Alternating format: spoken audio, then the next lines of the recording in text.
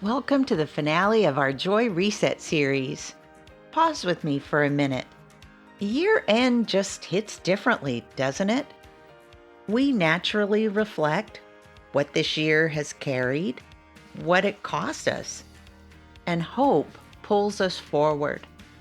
But if you're like most, it also feels heavy after giving more energy, resilience, and courage than you had to spare. Before next steps or plans, let me name what I suspect you're feeling but rarely say. Resistance to routines? It's not fear of growth. You're protecting a life already overflowing. You're not short on insight or motivation. You know what you should do. You're short on margin, on capacity. That's why today isn't do more in the new year. It's building sustainable joy that stays without burning you out. Joy doesn't vanish because we stop caring. It gets crowded out. There's no space amid the constant motion, endless responsibilities, and that lie that we tell ourselves, I'll tend my soul later when life slows down. And yet, somehow we never get around to it. This finale isn't about a perfect routine or impressing anyone. It's your joy reset plan, tailored for the real life that you're living right now, not some future fantasy calmer tomorrow. We assume joyful people have secret disciplines that we somehow missed. But the truth is they're not doing more. They're ruthlessly intentional about what gets unlimited access to their time, energy, and attention. That's not rigidity, it's wisdom. So if you're looking to end the year strong and to find sustainable joy, I'm glad you're here, because today we're going to do just that.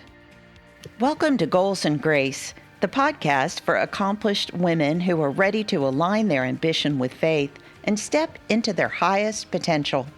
I'm Reverend Juliet Spencer, a certified high-performance coach and former pastor, and I'm here to help you break free from imposter syndrome, embrace gratitude, and lead with clarity, purpose, and peace. Each week, I'll share faith-filled encouragement, personal stories, and proven strategies from books like High Performance Habit, as well as from my coaching program, The Purpose and Peace Pathway, to help you achieve success without apology. You'll walk away with tools to lead boldly, live intentionally, and honor the calling on your life. Let's step into our calling together. Don't forget to follow the podcast and share it with a friend who's ready to grow.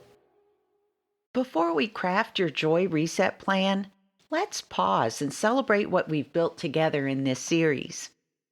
Remember episode 13?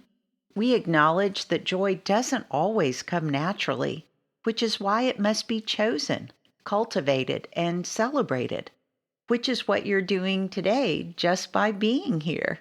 That's victory number 1. Episode 14, Simplify to Amplify. Joy requires space in your calendar and in your soul. Episode 15, Gentle Rhythms that Created Space for God's Peace. We learned that joy rises in the quiet, not in the hustle. Episode 16, Faith as Fuel. Integrating Jesus into every room in your life. There's no more compartments, just wholeness. And episode 17, Overcoming Comparison and Embracing Your Sacred Lane. Psalm 139 verse 14 became your anchor because you are fearfully and wonderfully made. Each episode gave you tools, truths, and one faithful step forward. You've already reset more joy than you realize. Now we make it sustainable. I would love for you to consider 3 questions that have the potential to be game changers. They're the ones I asked myself in preparation for the coming year. But before we dive into them, let's get real for a second. High performers don't just answer questions, they use them as rocket fuel. These aren't busy work, they're your clarity compass for the new year. So take your time with them, journal them one at a time. They'll be in the show notes in case you can't pause to answer them now. But when you do, let them really sink in. Ready? Here we go. Question number 1. What restores me in this season? Not what used to work, not what should restore you, but what pulls you back to center right now. Is it a quiet morning, evening silence, meditating on scripture, taking a walk outside, or journaling? Is it listening to music or simply being still? Your restorers shift with seasons of life. That's normal, and it's certainly not failure. Joy explodes when you're honest about what you need, not what sounds spiritual or productive. This sets up sustainable momentum, not burnout, just steady joy. Brendan Burchard, in his proven high performance habits research, shows that clarity on what gives you energy is non negotiable for prolific quality output, PQO. It's also non negotiable for joy, because in order to have sustainable joy, you have to figure out what are those restorers to your soul that are meaningful for you today. When my kids were really young, especially if one was a baby, I found waking up early enough to write in my prayer journal with great discipline to be a real problem because I had 2 children who did not sleep through the night, and I couldn't necessarily count on having those quiet moments to begin every single day. And so, what my season looked like then became very different once my kids got old enough and they didn't need me throughout the night. But whatever your season is, what is the practice that is going to restore your soul and bring you joy? Question number 2, and I have to admit, this one hits home for me. What steals my joy faster than I'd like to admit? What steals my joy faster than I'd like to admit? So here's my hard truth, and feel free to laugh with me. It's when I let my discipline slip at night and don't put away the chaos that I have created during the day. Dishes in the sink, clothes in the chair, that coffee mug still half full on the nightstand. I tell myself, tomorrow. But then morning hits and bam, I'm staring at yesterday's mess, feeling like I'm already behind before my feet even hit the floor. And the culprit?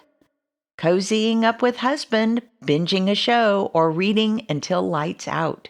It feels amazing in the moment, but the next day, joy robbed.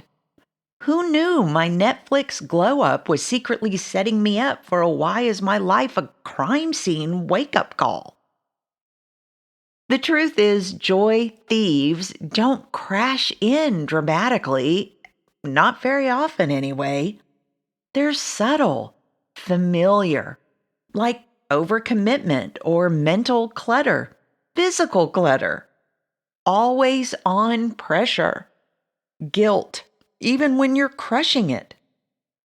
Joy fades not from hard seasons, but from relentlessly full ones. Your joy reset plan? It doesn't need to be a total overhaul. Just spot one pattern you're ready to interrupt, one draining thought, one exhausting behavior or unrealistic expectation. Sustainable joy builds through small, honest shifts, not grand resolutions. Question number 3. What one small rhythm can I return to even when life's chaos hits? What is one small rhythm that I can return to even when life's chaos hits? People think rhythms must be epic to count, but they're wrong. The strongest ones endure when life won't cooperate. Think anchor, not schedule. It doesn't calm the storm, but it keeps you steady in the storm. Maybe it's 3 minutes with God before your phone lights up, or a quick prayer before your meeting. Maybe it's pausing every week to reflect on the things that have brought you joy, or taking a deep breath every night before you go to bed just to remind yourself that you don't carry this alone.